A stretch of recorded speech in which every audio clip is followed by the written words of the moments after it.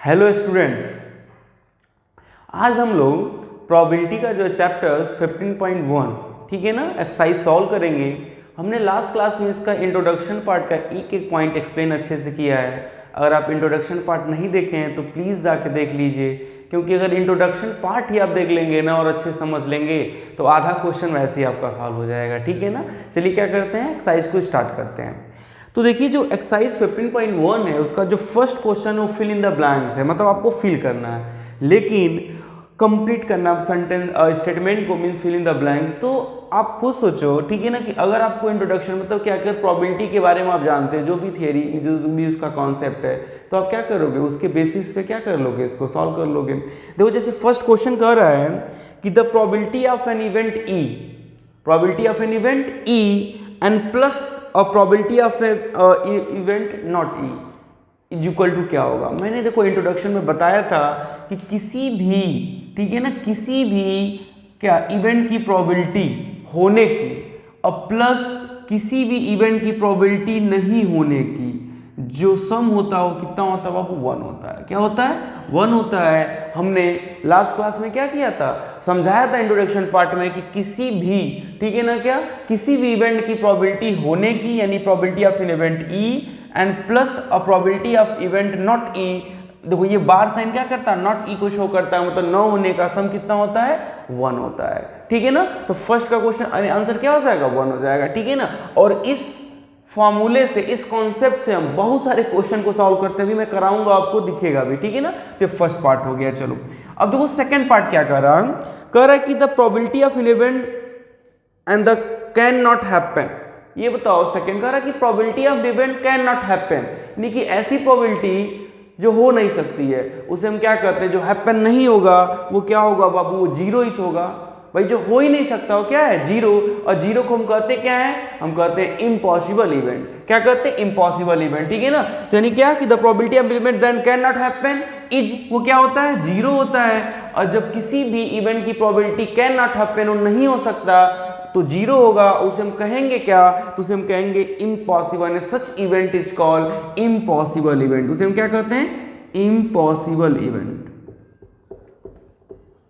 हमने, ठीक है ना, जब इंट्रोडक्शन पार्ट पढ़ाया तो बताया भी था, एक्सप्लेन भी किया था कैसे इम्पॉसिबल इवेंट होगा। ठीक है ना, तो आप प्लीज जाके उसको देख लीजिए। देखिए थर्ड आपका जो पार्ट है कह रहा बाबू क्या कि the probability of an event that is certain. Certain का मतलब क्या, जो फिक्स है। तो जो भी प्रोबेबिलिटी किसी इवेंट की फिक्स होती है, सर्टेन होती है, वो क्या होता है, 1 होता है। क्या होता है, 1 होता है। और जब कैसे भी किसी प्रोबेबिलिटी का क्या हो जाएगा, यानी किसी इवेंट की प्रोबेबिलिटी 1 आ जाएगी, इसका मतलब वो श्योर है, वो पॉसिबल इवेंट है। कैसा इवेंट है, वो श्योर इवेंट है। कैसा इवेंट है बाबू, श्योर इवेंट, या आप इसे कह सकते हो सर्टेन इवेंट। क्या कह सकते हो, सर्टेन इवेंट, मतलब वो फिक्स है कि होगा। क्यों, क्योंकि प्रोबेबिलिटी क्या हो जाएगी, 1 है उसकी। ठीक है ना, चलो थर्ड क्वेश्चन कह रहा है आपका फोर्थ नंबर कि sum of the probability of all the elementary event of an experiment is. देखो वेरी इंपॉर्टेंट है, हमने एलिमेंट्री इवेंट को इंट्रोडक्शन पार्ट में नहीं एक्सप्लेन कर पाया था क्योंकि इतने सारे पॉइंट्स हैं, भूल गया था। लेकिन यहां पे मैं क्या कर रहा हूं, एक्सप्लेन कर दे रहा हूं बाबू। देखो एलिमेंट्री इवेंट होता क्या है, देखो एक ऐसा event, it means what, an event having 1 outcomes, यानी क्या कि एलिमेंट्री इवेंट। देखो हम क्या करें, यहाँ पे कर दे रहे हैं, यहाँ पे ये फोर्थ नंबर को एक्सप्लेन पहले कर दे रहा हूं। एलिमेंट्री इवेंट देखो, एलिमेंट्री इवेंट देखो बाबू, एलिमेंट्री इवेंट का मतलब होता है एन इवेंट, यानी कि ऐसा इवेंट बाबू, एक कैसा कि एक ऐसा इवेंट हैविंग 1 आउटकम्स। क्या हो बाबू, सिर्फ आपका कितना आउटकम्स हो, having 1 outcomes of an experiment, of an experiment. किसी एक्सपेरिमेंट में अगर आप क्या कर रहे हो, एक्सपेरिमेंट कर रहे हो और आपको सिर्फ क्या मिल रहा है, 1 आउटकम्स, एक आउटकम्स मिल रहा है, तो कैसा इवेंट होता है, एलिमेंट्री इवेंट होता है। कैसा होता है, एलिमेंट्री इवेंट होता है। एग्जांपल भी आपको दे रहा हूं, देखो जैसे मान लो कि आप एक किसी कॉइन को टॉस करते हो। क्या करते हो, कॉइन को टॉस करते हो, और मैं आपसे पूछूं हेड आने की प्रोबेबिलिटी आप फाइंड करो, तो आप कहोगे कि सर जब हम किसी भी कॉइन को टॉस करते हैं तो हमें क्या मिलता है, या तो हमें क्या मिलेगा, हेड मिलेगा, या तो हमें क्या मिलेगा, टेल मिलेगा। यही तो आउटकम्स आएगा भाई। किसी भी कॉइन को जब हम टॉस करेंगे तो या तो हमें हेड मिलेगा, या तो क्या मिलेगा, टेल मिलेगा। और मैं आपसे पूछ रहा हूं क्या कि प्रोबेबिलिटी ऑफ हेड, तो आप कहोगे सर प्रोबेबिलिटी ऑफ हेड, तो मैंने बताया था कि प्रोबेबिलिटी फाइंड करने का क्या फॉर्मूला होता है, number of favourable outcomes upon number of total possible outcome. तो फेवरेबल क्या आपको फाइंड करना, हेड फाइंड करना, हेड कितनी बार है, एक ही बार है, और टोटल नीचे टोटल आउटकम कितना है, तो हेड और टेल दोनों है, तो यानी कि क्या आ गया 1/2 आ गया। तो 1/2 क्या है, एक ही आउटकम से बाबू ना भाई, आउटकम्स तो एक ही है 1/2। वैसे टेल की अगर बात करूं तो टेल भी एक ही है, तो टेल का भी प्रोबेबिलिटी क्या हो जाएगा 1/2 आने का। तो देख रहे हो आप कि अगर हेड फाइंड कर रहे हो तब भी 1/2, टेल फाइंड कर रहे हो तब भी 1/2, यानी वन आउटकम, सिर्फ क्या है एक सिंगल आउटकम्स है क्या इस आपका एक्सपेरिमेंट से। तो क्या हो जाएगा ये, यानी कि हेड की प्रोबेबिलिटी या टेल की प्रोबेबिलिटी आपका ये कैसा होगा, एलिमेंट्री इवेंट होगा। क्यों, क्योंकि आउटकम सिर्फ आपका क्या है 1 है, ठीक है ना। तो जब किसी भी एक्सपेरिमेंट में किसी इवेंट का आउटकम ओनली 1 आउटकम्स हो तो उसे हम क्या कहते हैं, एलिमेंट्री इवेंट कहते हैं। अब इसमें इंपॉर्टेंट क्या है कि जो क्वेश्चन पूछा है कि sum of the probability of an all elementary event, देखो किसी भी, ठीक है ना, एक्सपेरिमेंट में जितने भी एलिमेंट्री इवेंट होते हैं, यानी एलिमेंट्री इवेंट, उन सभी का सम कर दें तो इक्वल टू 1 होता है। क्या होता है, इक्वल टू 1 होता है। कहोगे सर कैसे, देख लो, मान लो हेड और टेल है, तो हमने हेड आने की प्रोबेबिलिटी क्या फाइंड की 1/2, भाई probability of head, probability of head आने की क्या फाइंड की हमने 1/2 फाइंड की। एलिमेंट्री है क्योंकि आउटकम से एक ही मिला 1/2। वैसे ही प्रोबेबिलिटी ऑफ टेल 1/2, क्यों, क्योंकि number of favourable outcome upon number of total favourable आपका हेड फाइंड करना है तो 1 ही होता है हेड, और टोटल आउटकम कितना है 2 है तो 1/2 आ गया। ऐसे टेल का भी।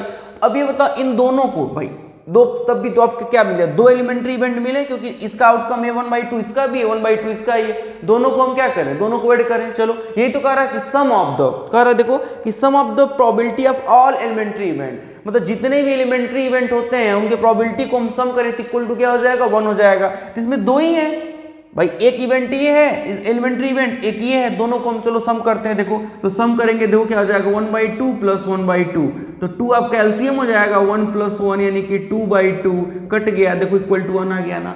ऐसे ही ठीक है ना, जितने भी एलिमेंट्री इवेंट होंगे, कोई भी एलिमेंट्री इवेंट हो, उनका सम क्या होता है इक्वल टू 1 होता है। सभी प्रोबेबिलिटी का सम करोगे तो कितना इक्वल टू आ जाएगा 1 आ जाएगा।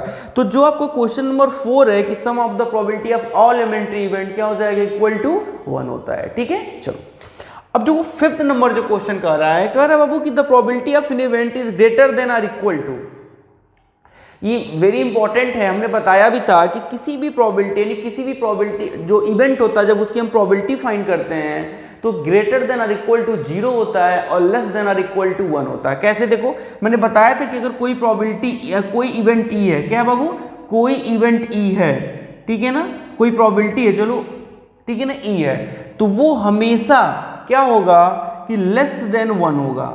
किसके होगा, लेस देन 1, लेस देन और इक्वल टू 1 होगा। मतलब लेस देन होगा, इक्वल की साइन है, मतलब क्या कि 1 से इक्वल होगा, 1 से छोटा होगा और 1 से इक्वल भी हो सकता है। जैसे 1 की इक्वल होगा उसे हम क्या कहेंगे, श्योर इवेंट कहेंगे।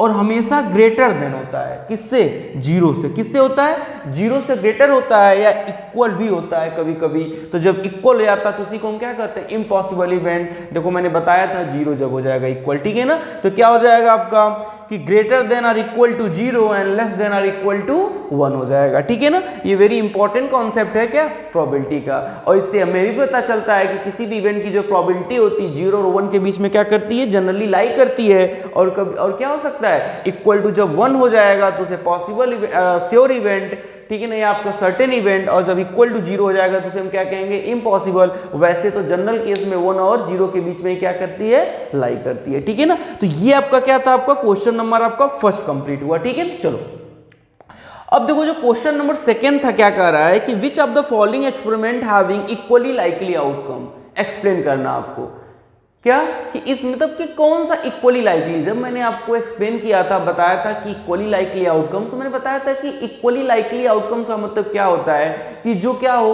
अनबायस हो, मतलब चीटिंग ना हो, ठीक है ना, मतलब फेयरली कोई चीज हम करते हैं, फेयरली, ठीक है ना। जैसे मान लो कौन सा इक्वली लाइकली आउटकम्स हो सकता है, जैसे मान लो हम किसी कॉइन को क्या कर रहे हैं बाबू, टास्क कर रहे हैं, तो सिंपल सी बात है, कॉइन को टास्क करेंगे तो या तो हेड आएगा तो टेल आएगा। क्या पहले से कोई प्रेडिक्ट कर सकता है, नहीं कर सकता है ना। कोई गेस पहले से प्रेडिक्ट का मतलब कि पहले से कह सकता है कोई कि नहीं टेल आएगा, और इसी को जिसको कोई पहले से प्रिडिक्ट ना कर सके, ठीक है ना, पता हमें है कि हेड आएगा या तो टेल आएगा, लेकिन हम पहले से प्रिडिक्ट नहीं कर सकते। और इसी को मैंने बताया था कि ऐसा जो एक्सपेरिमेंट होता है इसे हम रैंडम एक्सपेरिमेंट कहते हैं, ठीक है ना। और जितने भी रैंडम एक्सपेरिमेंट होंगे क्या होंगे, इक्वली लाइकली आउटकम होंगे। क्यों? क्योंकि हम पहले से प्रिडिक्ट नहीं कर सकते हैं। जो भी आएगा हेड या टेल आएगा आने के बाद ही हमें पता चलेगा, ठीक है ना, पहले से हम प्रिडिक्ट नहीं कर सकते हैं। यानी क्यों? क्योंकि आपका टॉसिंग अ क्वाइन क्या आपका है, इक्वली लाइकली आउटकम्स है। ऐसा समझे? वैसे ही मान लो एक डाई है, डाई को हम थ्रो कर रहे हैं तो नॉर्मल सी बात है, डाई को थ्रो करेंगे या तो 1 आएगा, 2 आएगा, 3 आएगा, 4 आएगा, या तो 5 आएगा तो 6 आएगा, इन्हीं में से कोई एक आएगा ना। तो क्या पहले से कोई बता सकता है? आप लूडो खेलते हो, क्या पहले से बता देते हो कि डाई को थ्रो किया, बता दोगे कि 6 आएगा या 5 आएगा? नहीं। जब आप क्या करोगे, उसको जब थ्रो करोगे तब क्या आएगा, तब पता चलेगा जब फिश आगे आएगा आपके कि अच्छा 5 आ गया या क्या आ गया, 4 आ गया, ठीक है ना। इसका मतलब क्या हुआ कि ये थ्रोइंग अ डाई भी क्या है, आपका इक्वली लाइकली आउटकम्स है। अगर कोई पहले से बता दे रहा है कि 5 आएगा, 5 आ जा रहा है, इसका मतलब वो क्या हो गया, वो बायस हो गया, यानी कि वो आपका क्या हो गया, फेयर आपका जो एक्सपेरिमेंट नहीं रह गया, ठीक है ना। तो इक्वली लाइकली आउटकम का मतलब यही होता है कि जो फेयर हो, पहले से कोई इसको क्या करे, प्रिडिक्ट ना कर सके, ठीक है। चलो अब हम इसमें बताना, चलो हम बता देते हैं। फर्स्ट क्वेश्चन है कि driver attempt to start a car, यानी क्या कोई एक ड्राइवर है, देखो सेकंड का आपका फर्स्ट क्वेश्चन है, ठीक है ना, आपको बताना है कि कौन सा इक्वली लाइकली आउटकम्स है। कोई ड्राइवर है जो क्या करता है, अटेम्प्ट करता है टू स्टार्ट अ कार। अब कह रहा है कि द कार स्टार्ट और डज नॉट स्टार्ट। अभी बताओ कि इक्वली लाइकली, अभी बताओ कोई ड्राइवर यार कार स्टार्ट कर रहा है, तो ये बताओ कार स्टार्ट होने के पीछे बहुत सारे फैक्टर हो सकते हैं भाई। हो सकता है कि तेल ना हो, क्या ऑयल ना हो उसमें, भाई ये इंफॉर्मेशन हमें तो दिया नहीं है। अब स्टार्ट कर रहा, हो सकता है कि आपका क्या कार खराब ही हो, भाई हमें ये तो पता नहीं है कार के बारे में कोई इंफॉर्मेशन। तो क्या इक्वली लाइकली आउटकम हो सकता है? नहीं हो सकता है, क्योंकि आपके मतलब डाटा ही नहीं है, इनकम्प्लीट है, ठीक है ना। तो ये क्या हो जाएगा, it is not equally likely outcomes, ये नहीं होगा इक्वली लाइकली। क्यों? क्योंकि हमारे पास डाटा कंप्लीट ही नहीं है, ठीक है ना। तो हम क्या कर सकते हैं कि it is not equally likely outcome, why? Because starting a car, ठीक है ना, बेस्ड ऑन वेरियस फैक्टर, क्या कर सकता हो, वेरियस फैक्टर पे होगा। और जो हम क्या कर सकते हैं, जो हम बता नहीं सकते हैं क्योंकि इंफॉर्मेशन में दिया ही नहीं है, ठीक है ना। देखो वैसे सेकंड क्वेश्चन कर रहा है, a player attempt to shot a basketball. कोई एक प्लेयर है जो अटेम्प्ट करता है किसी बास्केटबॉल को शॉट करने के लिए, मारने के लिए। अब कर ये बताओ कि वो जो क्या है प्लेयर है, सी या ही, मतलब कोई भी हो, कि शूट्स और मिसेस द शॉट। अब कह रहा है कि आप बताओ कि वो जो प्लेयर है क्या उस शॉट को मिस कर देगा या शॉट कर देगा, आप खुद बताओ। अब कोई भी बॉल कोई प्लेयर खेल रहा है, अब वो मारेगा यानी हिट उसे करेगा, शॉट करेगा या मिस करेगा, ये तो उसकी एबिलिटी पे डिपेंड करता है। क्या हमें कोई पता है पहले से दिया कि नहीं, वो कभी मतलब या तो हमें पहले से पता हो कोई आइडिया या कॉन्सेप्ट कि नहीं वो कभी मिस नहीं करता है, या कुछ ऐसा तो हमें कुछ पता नहीं है। नॉर्मल्स करो, कोई प्लेयर है किसी शॉट कर रहा है बॉल को, तो शॉट करेगा या मिस करेगा, तो इसकी बाबू हम कैसे बता सकते हैं? ये भी क्या होगा, it is not equally likely outcome, क्योंकि ये भी क्या है आपका बायस है, ये आपका फेयरली नहीं बता रहा है, ठीक है ना। आप कैसे किसी प्लेयर के बारे में ऐसे प्रिडिक्ट कर सकते हो, ठीक है ना। तो ये भी क्या हो जाएगा आपका, it is not equally likely outcomes हो जाएगा, ठीक है। चलो, और जो आपका थर्ड नंबर कह रहा है कि a trial is made to answer. कोई ट्रायल किया गया, एक्सपेरिमेंट किया गया, उसमें क्या दिया गया कि ट्रू फॉल्स क्वेश्चन है। हम नॉर्मल सी देखते हैं, हम मतलब हमेशा एग्जाम जो देते हैं, ठीक है ना, तो मैक्सिमम ट्रू फॉल्स क्वेश्चन आते हैं, ठीक है ना। अब उसमें कह रहा है कि द आंसर इज राइट और रॉन्ग, और आंसर अब हमारे पास कितने ऑप्शन है, तो सिर्फ वही टॉसिंग अ कॉइन की तरह हो गया कि भाई आप कॉइन को टॉस करोगे या तो हेड आएगा, तो इक्वली लाइकली होता है। तो वैसे ही हमारे पास दो आंसर हैं, एक राइट है, एक क्या आपका रॉन्ग है। तो आप बताओ कि इसमें से क्या होगा भाई, या तो राइट मारेगा या तो रॉन्ग मारेगा। क्या पहले से वो, ठीक है ना, पहले से वो पता नहीं कर सकता भाई, दो ऑप्शन है उसके पास, या तो राइट मारेगा या तो रॉन्ग मारेगा। ये नहीं मतलब है कि वो राइट होगा रॉन्ग होगा, मतलब ये है क्या कि आपका या तो राइट, मतलब उसके पास दो ऑप्शन है, या तो राइट को चूज करेगा या तो रॉन्ग को चूज करेगा। इसमें कोई एडिशनल इंफॉर्मेशन में चाहिए नहीं चाहिए भाई, या तो राइट को किट करेगा या तो क्या कर देगा, रॉन्ग कर देगा। तो क्या इट इज लाइकली, क्या इक्वली लाइकली आउटकम से, क्यों? क्योंकि फेयर है भाई, हमारे पास दो ऑप्शन है, या तो हम हेड को क्या मारेंगे, या तो राइट को मारेंगे, या तो क्या करेंगे, रॉन्ग को मार देंगे, ठीक है ना। आई होप आपको क्या होगा, समझ में आया होगा। ये नेक्स्ट आपका कह रहा है अ बेबी इज बॉर्न, तो इट इज बॉय और अ गर्ल। कह रहा है कोई, ठीक है, बेबी बॉर्न हो रहा है, तो ये बताओ कि वो बॉय होगा कि ठीक है ना या गर्ल होगा, ये आपका इक्वली लाइकली आउटकम्स है नहीं। तो ऑब्वियस सी बात है कि अगर आपका फेयर है ये, ठीक है ना, ये फेयर अगर फेयरली, भाई अगर देखो जैसे अब आज तो लोग पहले से भी टेस्ट करा लेते हैं, पता चल जाता है, तो ये तो क्या हो जाएगा अनबायस, यानी कि बायस हो जाएगा। ये आपका क्या रहेगा, ये आपका जो है क्या कहते हैं आप कह सकते हो इक्वली लाइकली नहीं होगा कि पहले से अगर क्या कर दें टेस्ट करा लें, ठीक है ना, और फिर कह देंगे कि वाई होगा, उनको पहले से ही पता है तो हो ही जाएगा, ठीक है ना। लेकिन अगर ठीक है नेचुरली अगर हम बात करें तो क्या होगा, it is equally likely outcomes होगा। क्यों, क्योंकि आपका ठीक है ना, क्योंकि आप पहले से नहीं प्रेडिक्ट कर सकते हो, ठीक है ना, या तो वाई होगा या तो क्या है फेयरली है, ये फेयरली है, ठीक है ना, उन दोनों में से पॉसिबिलिटी है, या तो आपका बॉय हो सकता है या तो क्या हो सकता है गर्ल हो सकता है, ठीक है ना। चलो तो ये इक्वली लाइकली आउटकम्स होता है, मतलब कैसा आउटकम जो हम पहले से क्या कर लें प्रेडिक्ट ना कर पाए, ठीक है ना, मतलब वो क्या हो फेयर हो आपका, ठीक है ना, एक्सपेरिमेंट के बाद ही हमें पता चले यानी क्या कि क्या होगा, ठीक है। चलो अब थर्ड नंबर क्वेश्चन कह रहा है कि why is tossing a coin considered to be a fair way. कह रहा है कि व्हाई, क्यों किसी कॉइन को जो हम टॉस करना एक फेयर एक सही तरीका माना जाता है कंसीडर डिसाइड करने के लिए कि कौन सी टीम पहले क्या करेगी, बिगनिंग करेगी, मतलब क्या या तो बैटिंग करेगी। देखो क्रिकेट मैच होता है या कोई भी मैच हम खेलते हैं, मतलब मोस्टली तो क्रिकेट में ही हम देखते हैं कि देखते हो आप क्या करते हैं कि टॉस करते हैं कॉइन को और उसी से डिसाइड करते हैं क्या कि जो है क्या कहते हैं कौन सा बैटिंग, कौन बैटिंग करेगा कौन बॉलिंग करेगा पहले। तो कर क्यों ऐसा, क्यों उसी को फेयर माना जाता है। अब खुद सोचो, अभी मैंने एक्सप्लेन किया है, थोड़ा सा माइंड यूज करो। क्या हमने कहा है कि जो किसी भी कॉइन को टॉस करना एक इक्वली लाइकली आउटकम्स है, क्या है इक्वली लाइकली आउटकम से फेयर आपका है, ठीक है ना, ये अनबायस है, मतलब कोई पहले से प्रिडिक्ट नहीं कर सकता है, ठीक है ना, कि हेड आएगा टेल आएगा, अनबायस है, मतलब एक टोटली क्या है एक प्रोबेबिलिटी है आप कह सकते हो, ठीक है ना, ये पहले से प्रिडिक्टेबल नहीं है, ये इक्वली लाइकली आउटकम्स है, ठीक है ना। तो आप क्या लिखोगे आंसर कि बिकॉज कि when we toss a coin, जब हम किसी कॉइन को टॉस करते हैं तो वी नो डैट कि टोटल आउटकम जो होगा हेड होगा या क्या टेल आएगा, भाई हेड आएगा तो टेल आएगा, और ये हेड और टेल आना जो है ये क्या है it is equally likely outcomes है। शो ठीक है ना, इसीलिए क्या किया जाता है कि coin is what considered to be a fair, क्या करने के लिए टॉसिंग अ कॉइन, यानी क्या करने के लिए ये डिसाइड करने के लिए कि आपका कौन बिगनिंग यानी बॉलिंग करेगा कौन बैटिंग करेगा, ठीक है ना। तो आई होप आपको क्या होगा समझ में आया होगा, ठीक है ना। अब आपका जो है क्वेश्चन नंबर 4 देखो, अब क्वेश्चन नंबर 14। अब ये देखो एनसीईआरटी, इसीलिए देखो एनसीईआरटी क्यों करते हैं सभी, देखो बोर्ड एग्जाम में आप ठीक है ना, पहले लोग क्यों कहते हैं कि एनसीईआरटी कंप्लीट कीजिए। एनसीईआरटी इस वजह से क्योंकि देखो ये आपका कॉन्सेप्ट पे मैक्सिमम क्वेश्चन बेस्ड होता है, ठीक है ना, यानी कि थ्योरेटिकल अप्रोच आपका एवरीथिंग को, ठीक है। अदर आप जैसे क्वेश्चन सॉल्व करोगे R S Agarwal R D Sharma, तो उसमें इतने थियोरेटिकल क्वेश्चन नहीं होते हैं, डायरेक्ट क्वेश्चन होंगे आप सॉल्व कीजिए, ठीक है ना।